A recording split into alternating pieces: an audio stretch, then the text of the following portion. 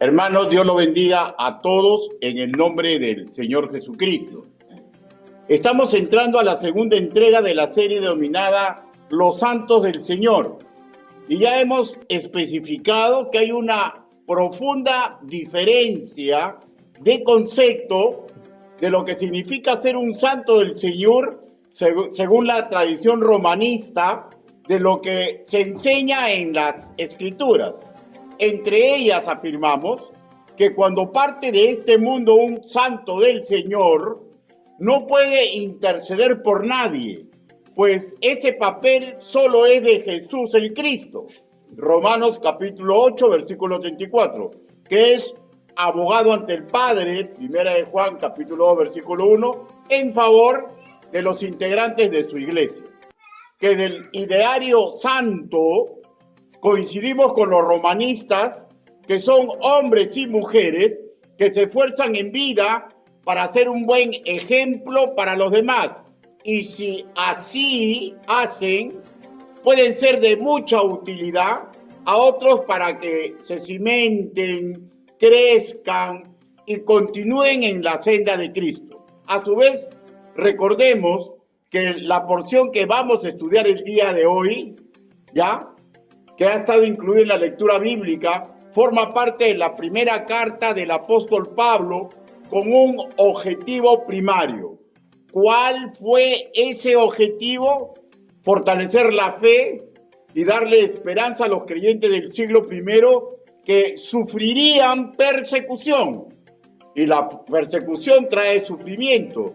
Y sabemos, cuando una persona es perseguida y sufre y no es correctamente entrenada, correctamente educada ante arteros ataques del mundo, peligra, hermanos míos, que surja en su corazón amargura, desesperanza.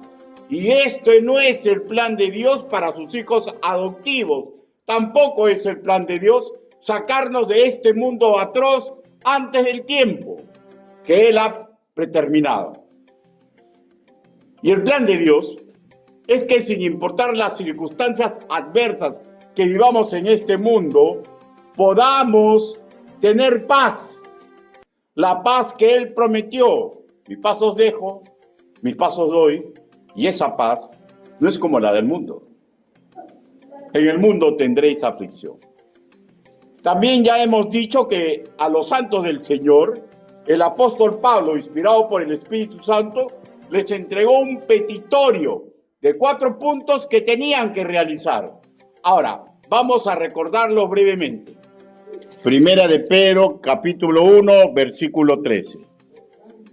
Dice: por tanto, ceñid los lomos de vuestro entendimiento, sed sobrios y esperad por completo en la gracia que se os traerá cuando Jesucristo sea manifestado. Permítanme dirigirlos en una oración congregacional. Bendito Padre Celestial, los que hoy escuchan este mensaje en este auditorio y aquellos que escuchen por otros medios, Señor, todos tienen que comprender que no existe hombre digno de predicar su evangelio. Señor, pero usted me está dando hoy la oportunidad. Hable, Señor Yahvé, que su palabra traiga consuelo o traiga guerra al corazón de los que escuchamos, Señor. Ayúdenos, papito lindo, para que nuestro corazón se vuelva de carne, palpite, Señor, ante su palabra y tome las decisiones que tenemos que tomar. Así le suplicamos en el nombre bendito del Señor Jesucristo. Amén. Bueno, entonces, el apóstol Pablo les habla de 4 puntos que ellos deberían de cumplir, ¿no? Y en el primero, que ya lo hemos leído en el versículo 13, dice, sed sobrios. O sea, nos está diciendo que debemos ser sobrios, objetivamente discretos, prudentes, que no nos dejemos guiar por la explosión de nuestros sentidos, y mucho menos cuando no hay un aval doctrinal para realizarlo. Por ejemplo, que una pareja vive en Servinacuy, ¿no? Hay una explosión de emoción, hay una explosión de sentidos, pero esa situación no tiene aval en la palabra del Señor. ¿No es cierto? También no dejarnos guiar por los espejismos de felicidad del mundo, que por línea general nos alejan de la intimidad y el trabajar correctamente para el Señor, siendo esto contrario a su visión, que seamos como centrados guerreros suyos en plena batalla. Segunda de Timoteo, capítulo 4, versículo 3 al 4, como un guerrero del Señor, ¿no? Cumpliendo correctamente las disposiciones del general en jefe y velando como las 5 vírgenes prudentes. Mateo capítulo 25, versículo 1 al 13, hasta su retorno en gloria. Primera petición. Segunda petición, versículo 14.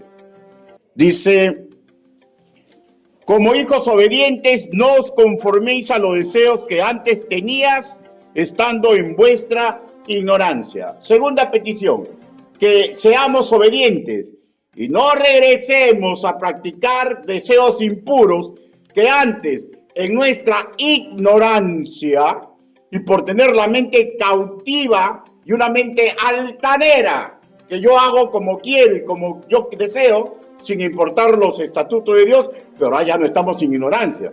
Y esa mente cautiva, según de Corintios capítulo 2, versículo 15, que lo veíamos como normales. ¿Ya?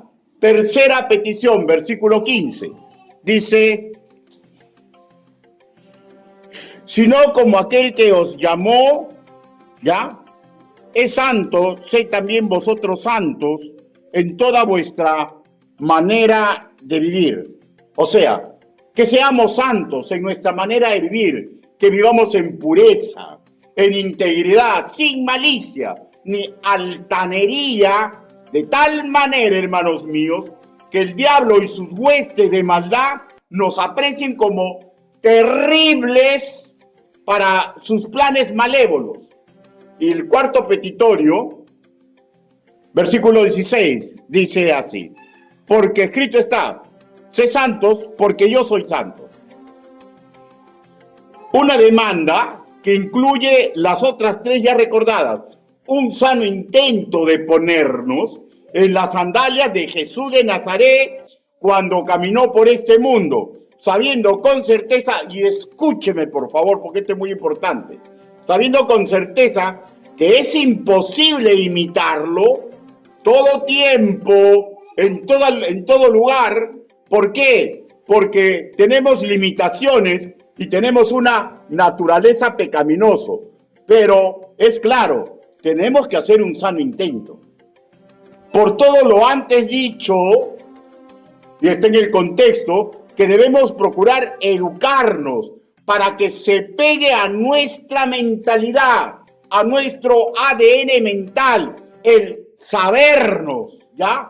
Porque Dios nos nombra así, y sentirnos sagrados. De hecho, no en la perfección de Cristo, pero sí como imitadores de Él como objetivo primario, asimilando que sí es posible imitarle para mantenernos físicamente puros, moralmente sin culpa, pero mediante la gracia, las herramientas y los métodos educativos que Él nos ha entregado. Ahora sí, entremos a continuar con la segunda parte de la serie Los Santos del Señor, leyendo Primera de Pedro, capítulo del 2 al 6. Primera de Pedro, capítulo del 2 al 6. La palabra del Señor dice así: elegidos según la presciencia de Dios Padre en santificación del Espíritu, para obedecer y ser rociados con la sangre de Jesucristo, gracia y paz os sea multiplicado. Versículo 3. Bendito el Dios y Padre de vuestro Señor Jesucristo, que según su grande misericordia nos hizo renacer para una esperanza viva por la resurrección de Jesucristo de los muertos. Versículo 4. Para una herencia incorruptible, incontaminada e inaccesible, reservada en los cielos para nosotros, que sois guardados por el poder de Dios mediante la fe, para alcanzar la salvación que está preparada para ser manifestada en el tiempo postrero. Versículo 6, solamente en su primera parte, en la cual vosotros os alegráis, aunque ahora por un poco de tiempo. Por un poco de tiempo. Hermanos, acabamos de leer uno de los bloques que antecede a las peticiones que el apóstol Pablo, inspirado por el Espíritu, el apóstol Pedro, inspirado por el Espíritu Santo, le está pidiendo a los cristianos que van a sufrir persecución. Y ahora, este bloque que estamos nombrando, en este bloque se nos está recordando los regalos divinos que debería impulsar a cualquier nacido de nuevo a que en su mentalidad nazca la virtud del agradecimiento, ¿ya? Procurando hacer, porque estoy agradecido, lo que a Él le agrada, o sea, comportarnos como discípulos agradecidos. Hay un dicho anónimo: un corazón agradecido reconoce las bondades de Dios con solo abrir los ojos en cada mañana. Digo y solo digo, cuánto más cuando sabemos exactamente todo lo que hizo, todo lo que hace y todo lo que va a hacer hasta el final de los tiempos por nosotros. Ahora, permítanme compartir dos dichos sumamente lógicos, expresados por dos filósofos romanos. El primero fue Séneca, estoico de la época de Nerón, muerto 65 años después de Cristo. A él se le atribuye el siguiente pensamiento: nada es ser más honorable que un corazón agradecido. Ahora, un excelente sentido común, podríamos decir en base a esta partitura intelectual, que un cristiano agradecido se comporta como un creyente honorable, ¿no? A Cicerón, muerto en el año 43 a.C., se le atribuye el siguiente dicho: tal vez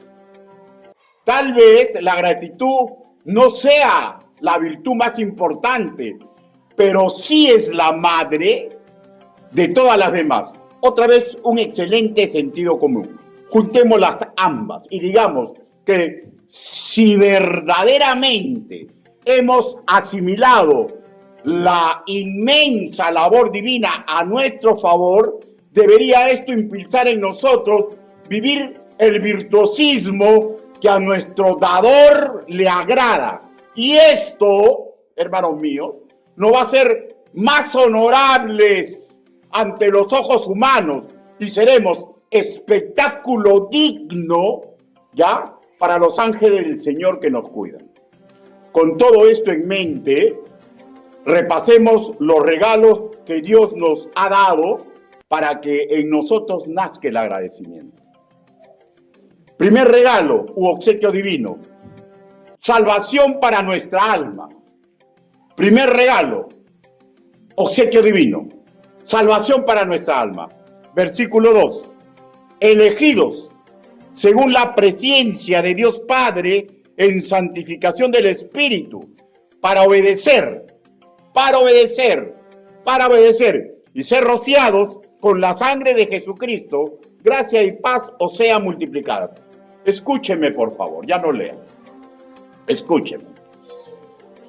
Nosotros, según la presencia de Dios, desde antes que naciéramos, muchísimos antes de la eternidad, en su mente santa y perfecta, fuimos, los que son salvos, fuimos elegidos para ser salvos. Y esto ocurrió, ¿ya?, cuando nos sometimos a Jesús el Cristo. En ese momento, simbólicamente, fuimos rociados por la sangre del Señor Jesucristo. Y esto nos ha dado salvación, no por ser buenitos, sino por someternos a Cristo. Nuestra alma es salvada y se aumenta una capacidad que es nueva en ese ser humano: la capacidad de obedecer las recetas divinas, aunque le duela nuestro corazón. El creyente, hermano mío, tiene ese poder. Puede obedecer los mandatos que a los del mundo les parece locura. Tenemos esa inmensa capacidad.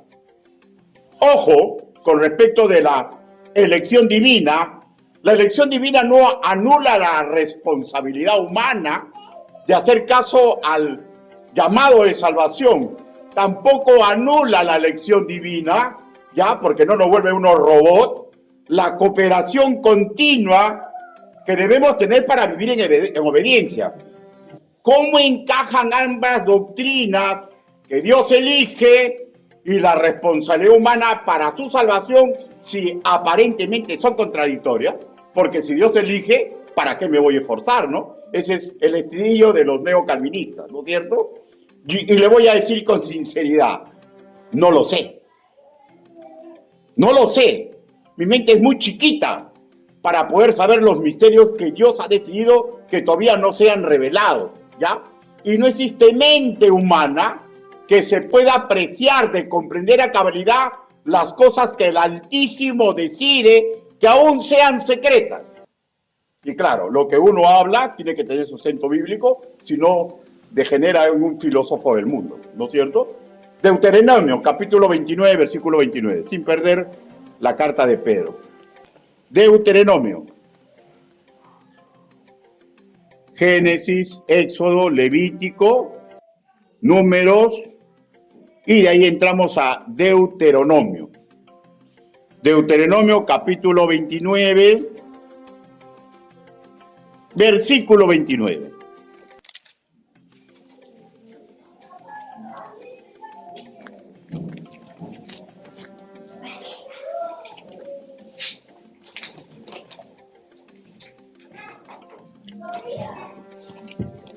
¿Lo tenemos, hermanos? Miren lo que dice la Biblia. Las cosas secretas pertenecen a Jehová, nuestro Dios, mas las reveladas son para nosotros y para nuestros hijos para siempre, para que cumplamos todas las palabras de esta ley. O sea, es claro, ¿no? Hay cosas que no podemos comprender porque Él ha decidido que todavía no se comprendan. Hermano, es una tontería, hermanos míos, ¿ya? Es una tontería querer descubrir los misterios de Dios. ¿Cómo es posible que estas dos doctrinas, para la lógica humana, que se contradicen, puedan subsistir ambas para la salvación de los hijos de Dios? Misterio. Pero como ambas doctrinas están en la Biblia, yo como sirviente de Dios no puedo decir que una no es. Porque si yo digo que una no es, ya caigo en herejía. Ya caigo en herejía. Hay que tener cuidado con aquellos que se nombran, se autotitulan eruditos en la palabra del Señor y defienden una posición y la otra la tachan. Porque en la Biblia están las dos. Ahora, pero regresemos a su elección. Es pura gracia. Como gracia, repito, mi actual capacidad de obedecer, que antes me era casi un imposible. Antes me era casi un imposible obedecer en la capacidad que ahora tengo por haber renacido, por haber sido rociado con la sangre del Cordero, ¿ya? Y estos son regalos, hermanos míos, mi salvación y esa capacidad maravillosa que ahora tengo de obedecer. No digo que siempre obedezco porque sería arrogarme perfección, ¿no? Pero esa capacidad, esas dos, son regalos que yo no merezco, ningún creyente merece, pero es una realidad, es un antes y un después en Cristo, en el hoy, con su dominio, para poder marcar una diferencia en nuestra vida, categóricamente, inmensamente superior, en todo sentido virtuoso, el hoy del ayer sin Cristo. El hoy del ayer sin Cristo. Pregunto, ¿cómo podríamos ser groseramente desagradecidos ante estas maravillas a nuestro favor de parte de nuestro Señor? Ahora, permíteme cambiar el tenor de la pregunta. ¿No podríamos ser más agradecidos? ¿No podríamos ser más agradecidos? Usted sabe que sí. Y yo también lo sé. Segundo regalo, u obsequio divino. Una herencia incomparable para toda la eternidad. Una herencia incomparable para toda la eternidad. Regresemos nuevamente a Primera de Pedro, Ahora vayamos al versículo 3 y 4. Dice: bendito el Dios y Padre de nuestro Señor Jesucristo, que según su grande misericordia nos hizo renacer para una esperanza viva, por la resurrección de Jesucristo de los muertos, para una herencia incorruptible, incontaminada e inaccesible, reservada en los cielos para vosotros. Otra vez, hermano mío, por favor, ya no lea, escuche. Otra vez, por gracia. Un obsequio que no merezco y no merece ningún nacido de nuevo.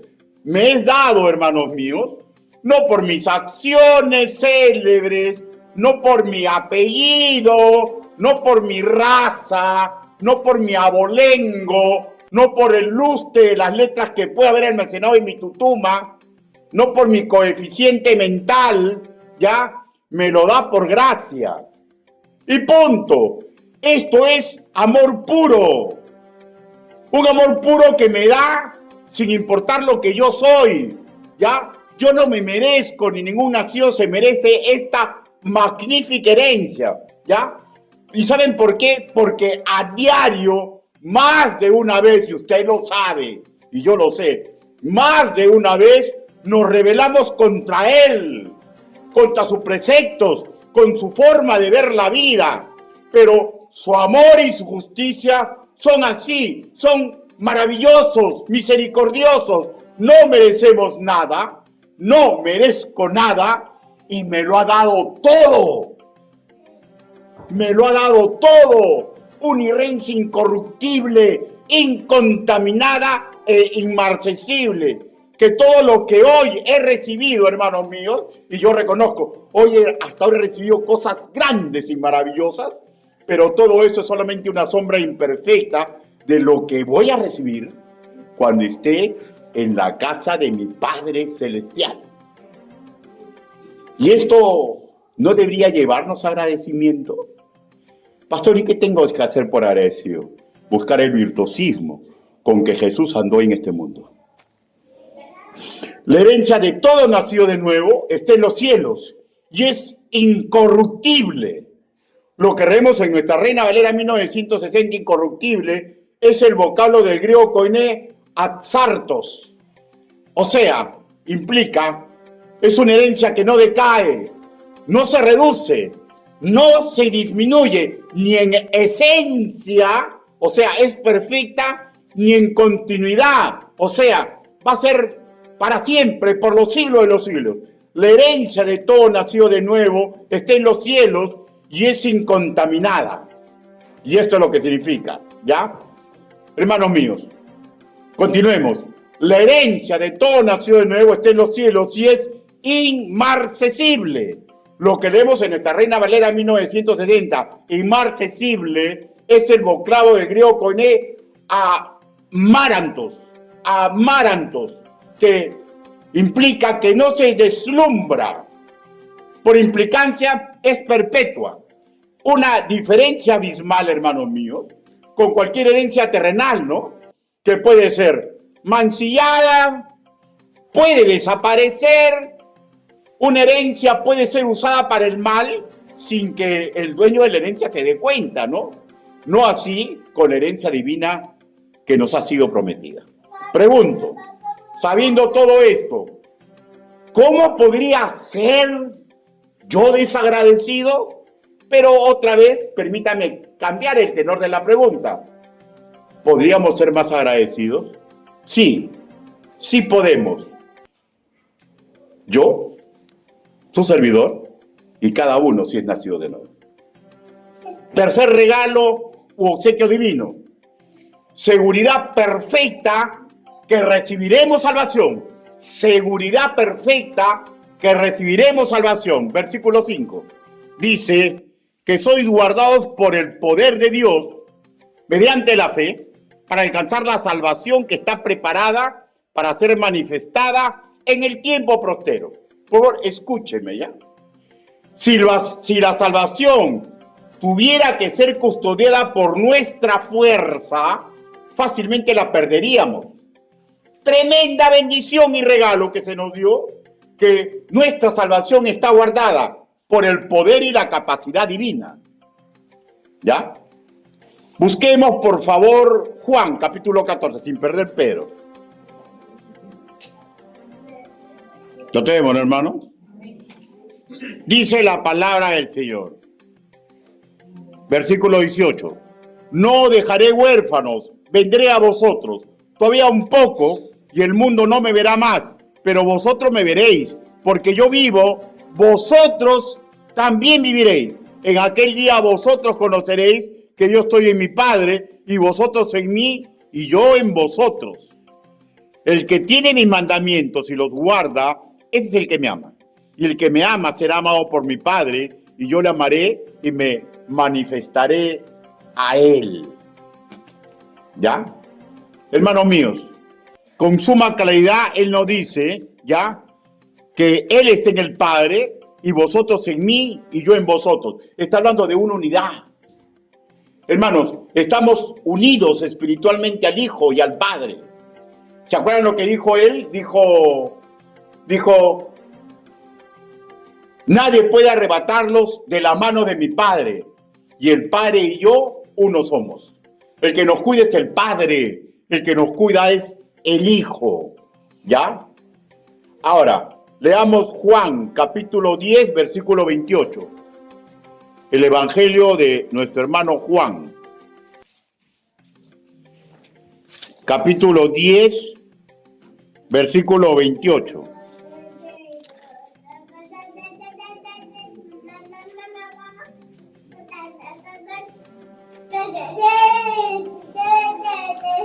Dice 27. Mis ovejas oyen mi voz y yo las reconozco y me siguen. ¿Usted decidió seguir a Cristo? Bueno, pues, dice, y yo les doy vida eterna y no perecerán jamás, ni nadie las arrebatará de mi mano. Mi Padre que me las dio es mayor que todos y nadie las puede arrebatar de la mano de mi Padre. Yo y el Padre, uno somos. Yo y el Padre, uno somos. ¿Ya? Y el Espíritu Santo nos da garantía porque hay una promesa magnífica. El Señor Jesús le dijo, a ustedes les conviene que yo me vaya, para que venga el Consolador, ¿ya? Y les explique todo lo que habéis escuchado de mí. Y el Señor Jesús, antes de irse, le dice, vayan, prediquen, bauticen, enseñen a guardar al Padre Celestial. Estoy parafraseando. Y he aquí, yo estoy con ustedes hasta el final de los tiempos. Hermanos, pero ¿cómo va a decir, y he aquí yo estoy con ustedes hasta el final de los tiempos, inmediatamente después asciende a los cielos? Porque Él dejó al Consolador, que es el Espíritu Santo. Y Él va a estar con nosotros hasta el final de los tiempos. Hermanos de mi corazón, esto no es, ¿ya? Esto no es licencia para pecar. Pues no interesa lo que usted haga. No interesa. El Espíritu Santo es una promesa divina. Y Él es una persona divina. Y Él está con nosotros. Y Él también nos da segurización que nuestra salvación no se pierde. ¿Más garantías? Cristo no solo resucitó, ascendió a los cielos como primogénito entre nosotros, en resucitar y nunca más morir. En Colosenses capítulo versículo 18 se le reconoce como el primogénito entre los muertos. Y aparte de eso, nos cuida desde el cielo y aboga por nosotros. Primera de Juan capítulo 2 versículo 1. Pregunto, ¿cómo podría estar desagradecido? Pero permítame cambiar el tenor del interrogante. ¿No podríamos ser más agradecidos? Sabemos a ciencia cierta, hermanos míos, que todo nacido de nuevo, al toque de la trompeta, ascenderá a la presencia de su Señor y Salvador para la próxima parada, ¿ya? En la casa celestial. Y no por obra mía, sino por el poder, la obra y el amor de Dios Trino en pleno. Sabiendo todo esto, nuestro agradecimiento debería ser impulsado para buscar ser más virtuosos en nuestras prácticas. Hermano, si usted reconoce un pecado en la Biblia que usted está viviendo, usted tiene el poder, la capacidad sobrenatural de obedecer, porque es preferible obedecer a Dios antes que a los hombres, ¿ya? Y no existe ningún ser humano, ¿ya?, que valga más mi relación con ese ser humano que obedecer a Dios. Que obedecer a Dios. ¿Ya? Ahora, la Biblia dice con suma claridad: yo no he venido a traer paz entre la nuera y el ¿cómo es? Entre el padre y el hijo, entre la nuera y el suegro, algo así, ¿no? O sea, esto da a entender, escúcheme por favor, ¿yo?, que cuando usted quiere cumplir la palabra del Señor, aquellos que aún no comprenden no van a querer, se van a oponer, y va a ser el momento. ¿A quién le va a hacer caso usted? ¿A Dios o a los hombres? Y de repente tu corazón también de decir, me voy a meter en muchos problemas, pero tu corazón es tuyo y tú eres un hombre. ¿Y a quién le vas a hacer caso? ¿A tu engañoso corazón o a Dios que quiere purificarte y hacerte puro como Él es puro? Y van a llegar los momentos de decisiones. Un corazón agradecido, ¿ya?, puede presentar la nobleza del Señor Jesús. Cuarto regalo, obsequio divino: alegrías cotidianas en un mundo que vive la vorágine del estrés. Alegrías cotidianas en un mundo que vive en la vorágine del estrés. Versículo 6. Dice: en la cual vosotros os alegráis, aunque ahora por un poco de tiempo. Por un poco de tiempo. Hermanos míos, yo estoy sumamente agradecido porque yo comprendo la Biblia. Yo sé que no soy perfecto. Ay, Dios de mi corazón, recontra más lejos que de ser perfecto. Sumamente imperfecto, sumamente problemático, sumamente hombre. ¿Ya? Sumamente hombre. Y yo sé, y estoy sumamente agradecido y me tengo una inmensa alegría y gozo porque sé que yo voy a ir a la casa de mi Padre Celestial. Yo recuerdo claramente antiguamente cómo no podía obedecer el ABC del Evangelio. Se me hacía difícil. Pero cuando Cristo capturó mi corazón, lo que antes me era imposible, ahora me es posible. ¿Cómo no estaría agradecido? Pues eso no es todo, ¿no, hermanos míos? Porque si es bien cierto, y los que entran al cristianismo se van dando cuenta, ¿ya?, que cuando entras en Cristo, tienes asegurada tribulación. Tu familia no te comprende, en tu trabajo no te comprenden, parece que todo se te cae encima, parece que el sistema del mundo te quiere asustar, ¿no es cierto, hermanos míos? Pero hay que reconocer que, bueno, eso está en la Biblia, pero hay que reconocer que todos no son problemas, ¿no? Hay inmensas alegrías, como las que le dije, ¿no? El gozo, tengo gozo de saber que la palabra es verdad y que yo sí o sí me voy con Cristo, ¿ya?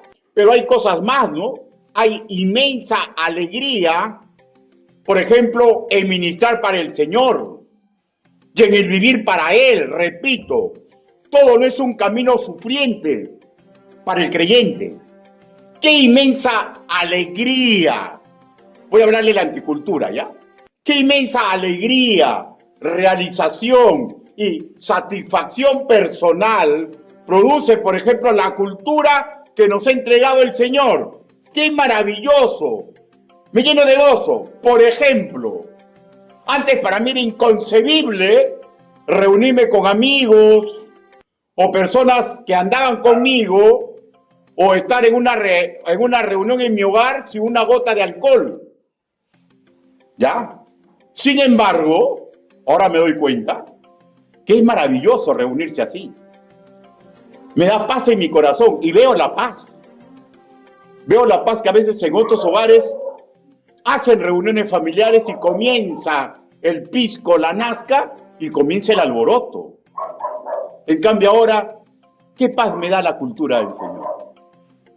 Y he descubierto que no necesito ni pisco ni nazca para divertirme y cochinear con las personas que yo amo. Pero hay más, ¿no? ¡Qué inmensa alegría, satisfacción y realización personal cuando recuerdo en personal cuando yo inspiraba miedo. Miren, yo como policía, habían sectores donde yo iba, entraba, y yo así por cochina decía, ¡quitos! Y todos se quedaban así como estaban. Me tenían terror. Me acuerdo que entraba a veces a los callejones y salían las doñas y me quedaban mirando y decía, jefecito, no me mire. ¿Qué pasa? Me tenían terror. Terror. ¿Y ustedes qué creen? Que no me siento alegre, realizado, satisfecho cuando Cristo viene a mi corazón y, por ejemplo, este piropo que me entregaron, una ancianita de 95 años, algo así, porque ya no podía ni caminar, la ayudé a pasar la pista, ya, la llevé hasta su iglesia y me dijo así, me dijo, usted es muy bueno y muy bondadoso. Y si usted es así, me imagino cómo será Cristo. O sea, ¿cómo no va a estar satisfecho? Que antes inspiraba miedo y que ahora me comparan con mi Señor. ¿Ah? Y eso da inmensa alegría al alma de un creyente. ¡Qué inmensa alegría, realización y satisfacción personal uno siente, hermanos míos, cuando vienen personas y me dicen, discipúleme, cuando me dicen, aconséjeme, cuando me hacen preguntas sobre mi Señor, porque me consideran un esforzado discípulo de Cristo. Alegría, gozo en mi corazón. Qué inmensa alegría, realización y satisfacción personal cuando predico y comprendo que soy vocero de Cristo. Qué inmensa alegría, realización y satisfacción personal cuando estoy preparando sus trabajos y noto que clarifica mi mente, que me pone la habilidad y la sapiencia para preparar discipulados, manuales de consejería, predicaciones. ¿Creen que no me siento feliz, contento y realizado? Claro que se sufre en el ministerio, pero qué inmenso y sosegado gozo sufrir por la gloria de Cristo. Qué inmenso gozo, hermanos míos, la satisfacción, por ejemplo, que ustedes me hayan elegido para ser su pastor y confíen en lo que Dios está haciendo en mi vida. ¿Creen que eso no me dio alegría, satisfacción, realización? ¿Ya? Todo eso, hermanos míos, es un regalo que nunca me he merecido. ¿Cómo no estar agradecido con Él? ¿Podría ser más agradecido? Sí, sí podría. Es cuestión de mentalidad y dominio propio. Y ojo, el dominio propio también es una virtud que Dios nos ha entregado. Claro que se sufre en el ministerio, pero qué inmenso placer y gozo al apreciar oraciones contestadas. Qué inmenso placer, gozo, realización, a ver vidas que he puesto mi granito de arena para que cambien. Qué inmensa alegría, satisfacción, gozo al ver el granito de arena que he puesto en matrimonios, ayudarlos a que no se rompan y por el contrario, se suelden, se fortalezcan en Cristo mi Señor. Qué satisfacción ver a jóvenes y ancianos que he ayudado a que salgan del fango, donde el sistema pecaminoso los zambulló. ¡Qué satisfacción y alegría cuando he ido a cama de enfermos y les he predicado a Cristo y lo han recibido! ¡Qué inmensa alegría y satisfacción nos da Cristo por servirlo a Él! ¡Qué inmensa satisfacción, alegría cuando me doy cuenta que cuando meto la pata en mi hogar, en la congregación y en cualquier lugar, y me doy cuenta que yo tengo la culpa, y antiguamente, no, manancancho, pero ahora ya no es así. ¿Saben la alegría que siento? Que no soy bastardo de Dios, porque comienza a bombardear mi mente y mi corazón, y a veces no les miento, a veces llega la 1, la 2, la 3, la madrugada, y no puedo dormir, esperando que salga el alba y me acerque a esa persona y le diga, perdóname por lo que hice. Y eso es una inmensa alegría, que me doy cuenta que ya no soy bastardo, que soy hijo de Dios, y Dios me habla y me martilla para que no malogre mi hogar, para que no malogre mi congregación, para donde ponga la planta de mi pie, me reconozcan por un hijo del Altísimo. ¿Cómo no voy a ser agradecido? ¿Podría ser mejor, más agradecido? Claro que podría ser. Claro que podría ser. Qué maravilloso cuando renueva mi fuerza como las águilas. Qué maravilloso, hermanos míos. Colosón final. Usando el pensamiento de los dos filósofos romanos que anteriormente citamos, digamos que ser agradecidos nos impulsa a ser más honorables en Cristo, Séneca.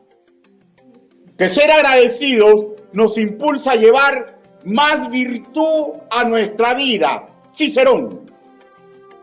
Qué maravilloso servir a un Dios así, que en todo su ordenamiento haya bendición para mi vida y para la vida de los que me rodean. Dejemos, hermanos, que el agradecimiento por lo que el Señor nos ha dado, nos da y nos dará en el futuro, moldee nuestro razonar, nuestro sentir, y peguémonos, soltémonos más y más a Él, a su perfecta visión para su matrimonio, para su relación amorosa, para sus negocios, según lo que dice la Biblia. Y ahí podemos decir que somos agradecidos de corazón. Agradecidos de corazón. Y aquel que sea agradecido de corazón podrá cumplir con más facilidad los 4 requerimientos que el apóstol dio. Primero, siendo sobrios como soldados de Cristo, como vírgenes prudentes y no alocados por nuestros sentidos ni por los espejismos del mundo. Segundo, podemos ser obedientes y no regresar a prácticas impuras. Tercero, el agradecido le encuentra más fácil esforzarse en vivir en pureza, en integridad, sin malicia ni altanería, de tal manera que el diablo y sus huestes de maldad nos aprecien como terribles para sus planes malévolos. El que es agradecido encuentra más fácil, en línea general, hacer el sano intento de ponerse las sandalias de Jesús de Nazaret cuando caminó en este mundo. Y todo esto sin perder el foco de nuestras limitaciones y nuestra naturaleza pecaminosa, por lo cual humildemente le pedimos al Señor: ayúdame, Padre, para dar fuego a tus demandas. Ayúdame en mi casa, ayúdame en mi congregación, ayúdame en la sociedad. Y esto, téngalo por seguro, le firmo un certificado. Un corazón agradecido encuentra más fácil hacerlo. Inclinen su rostro. Vamos a orar.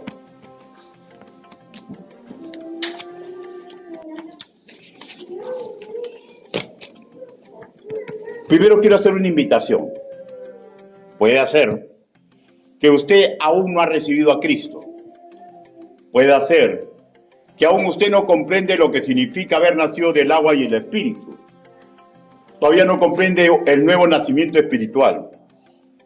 Si usted no comprende estas cosas, es muy probable que usted aún no sea hijo del Señor. ¿Alguien desea que en breve 10 minutos en un hermano de la congregación le explique estas cosas fundamentales para su vida? ¿Alguien desea recibir a Cristo como su Señor y Salvador? Si ese es su deseo, levante su mano, por favor. ¿Alguien desea recibir a Cristo como su Señor y Salvador? Dios te bendiga. Baja la mano inmediatamente. ¿Alguien más desea recibir a Cristo? Dios te bendiga. ¿Alguien más desea recibir a Cristo? Vamos a hacer un cambio de petición. Usted sabe su realidad. ¿Está haciendo todo lo agradecido con el Señor? ¿O está con lo que lo deja como segundo en su vida? ¿Quiere fuerzas para ser más agradecido? Usted sabe que lo puede hacer, pero necesita la fuerza del Señor. Hoy puede empezar el cambio. ¿Quiere que oremos por usted en ese sentido? Los que quieran mejorar en su agradecimiento, por favor, háganme una señal y levanten su mano. Dios te bendiga, Dios te bendiga, Dios te bendiga, Dios te bendiga, Dios te bendiga. Vamos a orar. Bendito Padre Celestial, usted ha visto las manos levantadas, Señor. Hermanos que comprenden, Señor, que pueden mejorar en su agradecimiento. Ayúdalos, Señor, porque ellos saben de qué están hablando. Yo no sé, y no les voy a preguntar, Señor, porque usted sí lo sabe.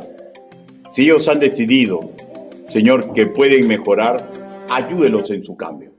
Señor, oramos por los demás hermanos que no levantaron la mano, porque se dan cuenta que están en un camino ideal. Ayúdelos, Padre, porque tarde o temprano van a ser pedidos para ser zarandeados. Y ahí van a tener que darse cuenta, Señor, la realidad del mundo, que lo va a intentar arrancar de su intimidad. Cuando llegue ese momento, ayúdelos, Padre, para que recuerden algo de esta prédica, para que recuerden algo de su palabra, Señor, que sea ideal para ese momento de su prueba. Ayúdelos, Señor, porque sí o sí, en algún momento van a ser zarandeados. Señor, así oramos, así le suplicamos, en el nombre bendito, precioso y poderoso del Señor Jesucristo. Amén. Hermanos, Dios los bendiga.